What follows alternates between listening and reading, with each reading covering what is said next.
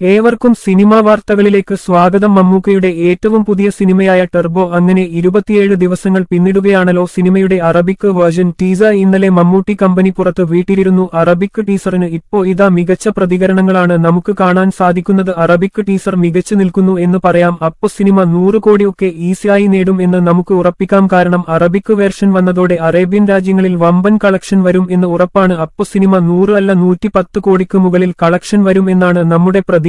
ചില പ്രമുഖർ ഇപ്പോഴും 60 കോടി 70 കോടിയിൽ നിൽക്കുകയാണ്. 11 ദിവസം കൊണ്ട് 70 കോടി നേടിയ ടർബോ ചിലർക്ക് ഇപ്പോഴും 70 കോടി ഇന്ന് ആയതുപോലെയാണ്. സത്യത്തിൽ അത് ഒരു തരം അസൂയ തന്നെയാണ്. ഡിഗ്രേഡിംഗ് ചെയ്യാൻ നോക്കി നടന്നില്ല, ബോംബ് ഭീഷണി ഉണ്ടാക്കി, അതും ഏറട്ടില്ല. ഇപ്പോൾ ഇതാ സിനിമയുടെ കളക്ഷൻ കുറവാണെന്ന് പറഞ്ഞുകൊണ്ട് നടക്കുന്നു. സത്യത്തിൽ ഇവർക്ക് ഒരു തരം അസൂയ തന്നെയാണ്. ഞാൻ ടർബോ കണ്ട ഒരാളാണ്. മമ്മൂക്കയുടെ ഈ വന്നതിൽ വെച്ച് ഏറ്റവും വലിയ അടിപടം തന്നെയാണ് ടർബോ. നല്ല സിനിമ ഡിഗ്രേഡിംഗ് നടത്താൻ ചിലർ ഇപ്പോഴും ഒരുങ്ങിയിരിക്കുകയാണ്. അവർ ഇത് തുടരും, കാരണം അത് അവരുടെ ഒരു തൊഴിലാണ്. എന്തായാലും ടർബോ ഇനി മികച്ച കളക്ഷനോടുകൂടെ പോകും എന്ന് ഉറപ്പായിരിയാണ്. നിങ്ങൾ സിനിമ കണ്ടവരാണോ? എന്നാൽ നിങ്ങളുടെ അഭിപ്രായം കമന്റ് ചെയ്യുക. ഇതുപോലുള്ള സിനിമാ വാർത്തകൾക്കായി ചാനൽ സബ്സ്ക്രൈബ് ചെയ്യുക.